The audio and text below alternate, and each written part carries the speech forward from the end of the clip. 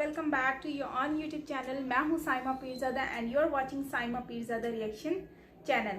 तो दोस्तों कैसे हो? आज हम वीडियो देखेंगे और ये वीडियो होने वाला है एक वीडियो है जो कि इंडिया यूक्रेन के ऊपर होने वाली है और ये वीडियो बहुत ज़्यादा इंटरेस्टिंग क्योंकि इसमें इंडिया और यूक्रेन और रशिया से रिलेटेड काफ़ी चीज़ें हमें पता चलेंगी। तो करते हैं वीडियो को स्टार्ट। तो मेरा न्यू व्लॉग भी आ गया है साइमा पीरज़ादा व्लॉग चैनल पर, तो आप ज़रूर वॉच कीजिएगा। बाकी वीडियो को स्टार्ट करते हैं। So let's start. पिछले कुछ दिनों से भारत के अंदर social media, news channel debates और खासकर ट्विटर के ऊपर अमेरिका की काफी आलोचना हो रही थी, क्योंकि अमेरिका भारत के ऊपर दबाव डाल रहा था कि भारत यूनाइटेड नेशंस के मंचों के ऊपर यूक्रेन के ऊपर वोटिंग के दौरान एब्सटेन ना किया करे और अमेरिका और यूक्रेन के पक्ष में वोट डाले। हालांकि भारत ने अब तक वही किया है जो हमें अपने देश की फॉरेन पॉलिसी के लिए सही लगा, ना कि हम अमेरिका की फॉरेन पॉलिसी के गोल्स पूरे करें। अमेरिका ने तो ये भी इशारा कर दिया था कि वो भारत की रशिया के साथ S-400 मिसाइल डिफेंस सिस्टम की डील को लेकर जो कार्डसाइट के अंतर्गत प्रतिबंध थोपे जाने थे उनको अभी भी कंसीडर कर रहा है। अमेरिका ने यूक्रेन क्राइसिस को जबरदस्ती क्वाड के मंच तक घसीटने की भी कोशिश की, लेकिन इंडिया ने वहां पर भी अमेरिका की नहीं चलने दी और जो जॉइंट स्टेटमेंट क्वाड की मीटिंग के बाद सामने आई उसमें रशिया का नाम तक नहीं लिया गया था। यानी अमेरिका अब तक भारत को एक तरह से ब्लैकमेल करने की पूरी कोशिश कर रहा था, मगर अब शायद अमेरिका को एहसास हो गया है कि भारत के साथ ये जबरदस्ती वाला पैंतरा बिल्कुल नहीं चलेगा, क्योंकि अमेरिका के भारत के प्रति रुख में थोड़े बदलाव देखने को मिल रहे हैं। रेफरेंस क्लैब की स्क्रीन के ऊपर एनडीटीवी इंडिया के आर्टिकल का स्क्रीनशॉट है, जिसके मुताबिक अमेरिका का मानना है कि भारत रशिया के कैंप में नहीं है, यानी भारत रशिया का वन साइडेड समर्थन करने वाले देशों में शामिल नहीं है। दरअसल एनडीटीवी इंडिया ने अमेरिका की भारत में एम्बेसडर पैट्रिशिया लसीना का इंटरव्यू लिया, जिसमें उन्होंने यूक्रेन क्राइसिस के बारे में सवाल पूछे। भारत के एम्बेसडर के रूप में पैट्रिशिया लसीना पिछले साल सितंबर 2021 में अपॉइंट हुई थी, यानी मुश्किल से उन्हें 5 महीने का एक्सपीरियंस है। लेकिन एनडीटीवी इंडिया को दिए इंटरव्यू में उन्होंने काफी हद तक डैमेज कंट्रोल करने की कोशिश की।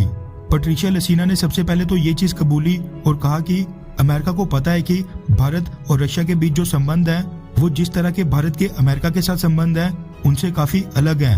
मैं बस आपको ये बताना चाहती हूँ कि अमेरिका को ऐसा बिल्कुल नहीं लगता है कि भारत रशिया के कैंप में है, यानी भारत वन साइडेड होकर रशिया का साथ दे रहा है। हम बस रशिया द्वारा यूक्रेन के ऊपर किए गए अनफेयर एंड अनजस्टिफाइड अटैक, यानी रशिया के यूक्रेन के ऊपर अनुचित हमले से काफी चिंतित हैं। मतलब कि अमेरिका की तरफ से जो प्रतिक्रिया आ रही है वो बस इसीलिए की क्योंकि अमेरिका यूक्रेन को लेकर काफी चिंतित है। अमेरिकन एम्बेसडर ने आगे कहा कि हम भारत के साथ कई लेवल के ऊपर बातचीत कर रहे हैं, डिप्लोमेटिक लेवल पर दोनों देशों के बीच बातचीत चल रही है। उनसे जब पूछा गया कि भारत के एब्सटेन करने से क्या अमेरिका में डिसअपॉइंटमेंट यानी निराशा या नाराजगी पैदा हुई है, तो इसके जवाब में उन्होंने कहा कि भारत ने यूनाइटेड नेशंस के मंचों पर यह भी बोला है कि यूएन चार्टर को फॉलो किया जाना चाहिए, सभी देशों की टेरिटोरियल इंटीग्रिटी और सॉवरेनिटी का सम्मान होना चाहिए।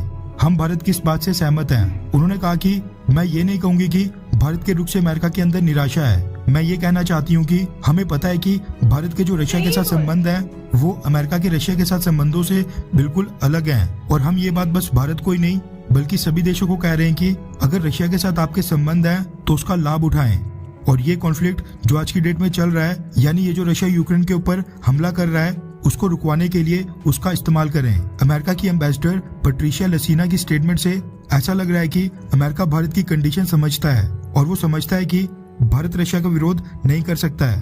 खैर, आपको क्या लगता है कि क्या कल को चाइना के खिलाफ जंग में अमेरिका भारत की कोई मदद करेगा, हाँ या फिर ना? अफगानिस्तान यूक्रेन की तरह मौके पर हाथ पीछे हटा देगा? नीचे कमेंट करके अपनी राय जरूर बताएं।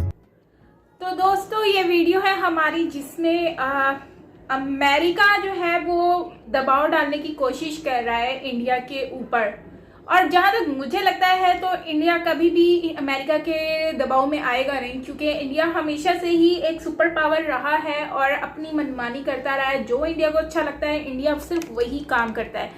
कभी भी मैंने नहीं देखा ऐसा कि इंडिया ने कहा हो कि नहीं ठीक है आप लोग जो बोलेंगे हम वैसे ही करेंगे, मतलब भिग्गी बिल्ली की तरह।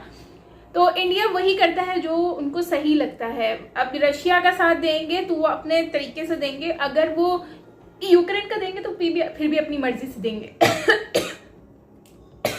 रशिया को अमेरिका को समझ आ गया है कि भाई ये लोग हम लोग जो कर रहे हैं, हमने जितना भी दबाव डाली है लेकिन इंडिया हमारे अंडर में नहीं आ सकता। जबकि हम देखें तो यूए के साथ इन्होंने क्या हरकत की है, इन लोगों ने यूएई को जो है वो उनके ऊपर मतलब कि बिला वजह की कि आपने रशिया को सपोर्ट किया है, उसकी वजह से जो है उनको जो है वो ग्रे लिस्ट में डाल दिया।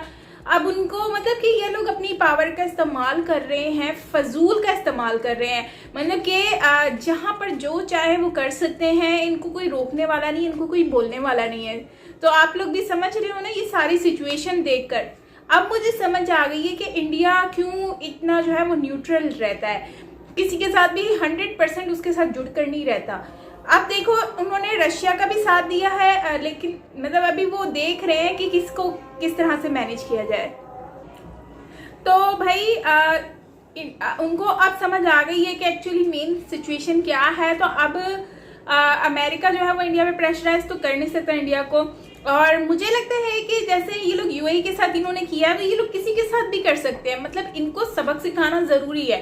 सबक कैसे सिखाया जा सकता है? अगर चाइना के साथ इंडिया जो है मतलब मिल जाए, पाकिस्तान के साथ मिल जाए, इसके अलावा हमारे यहाँ पर बांग्लादेश हो गया और डिफरेंट कंट्रीज एशिया में जितनी भी कंट्रियाँ हैं वो मिल जाएं और एक साथ मिलकर अगर इनके खिलाफ काम करते हैं तो मुझे लगता है कि हम लोग ये सारी कंट्रियाँ मिलकर एक इतनी अच्छी पावर बन सकती हैं कि वो इनको सबक सिखा सकती हैं, इनको बता सकती हैं कि एशिया किसी से कम नहीं है।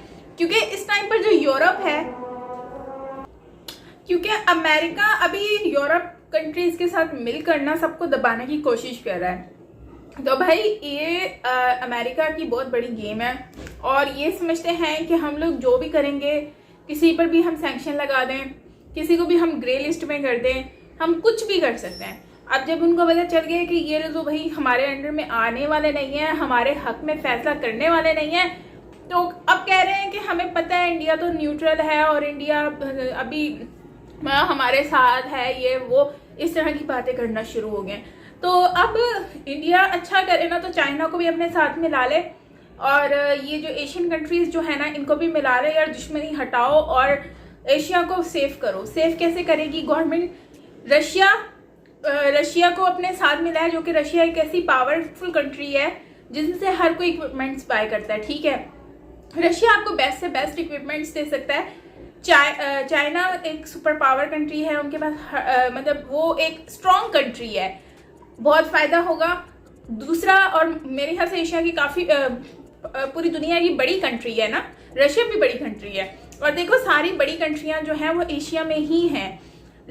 और सबसे बड़ी बात ये है कि इंडिया हो गया, इंडिया भी बड़ी कंट्री है, फिर पाकिस्तान सुपर पावर है, इंडिया सुपर पावर है। मतलब आप लोग चाहें तो ये एशिया मिलकर अमेरिकन को बता सकता है कि एक्चुअली रियलिटी है क्या। तो ये सब मिलकर अगर करेंगे तो ही हो सकता है, बजाय इसके कि उन्होंने हम लोगों में एक लड़ाइयाँ डाल दी हैं। चाइना हो गया, इंडिया पाकिस्तान के बीच में इतनी कोई कूट की लड़ाई भर दी है कि हम लोगों के बीच में नफरतें पैदा हो गई हैं। उनको पता है ये तो आपस में लड़ते रहेंगे, अगर इनमें दोस्ती हो गई तो ये तो सुपर पावर बन जाएंगे और ये लोग तो फिर हम लोग की टाइड फिश कर देंगे। क्योंकि अब इस वक्त देखो तो स्ट्रॉन्ग तो हम लोगों की कंट्रियां है ना, इस वक्त हर चीज़ हमारे पास है, सिर्फ पावर उनके पास मौजूद है जो कि वो लोग यूज़ कर सकते हैं। लेकिन अगर वैसे ओवरऑल देखें तो हमारी अगर एशिया मिलकर काम करे तो हम लोग इनसे ज़्यादा स्ट्रॉन्ग हैं। तो दोस्तों आपका क्या कहना है ये तो आप लोग मुझे बताएंगे कमेंट सेक्शन में। बाकी मेरा न्यू व्लॉग आ गया है on Saima Pirzada vlog channel पर, तो कमेंट सेक्शन में आपने मुझे ज़रूर बताना है कि आपको कैसा लगा। और हाँ, मेरा व्लॉग ज़रूर देखना, आपको यकीनन बहुत अच्छा लगेगा। तो यस, मिलता है नेक्स्ट वीडियो के साथ। Till then take care, bye bye. और हाँ, लिंक आपको कमेंट सेक्शन में पिन मिल जाएगा व्लॉग चैनल का।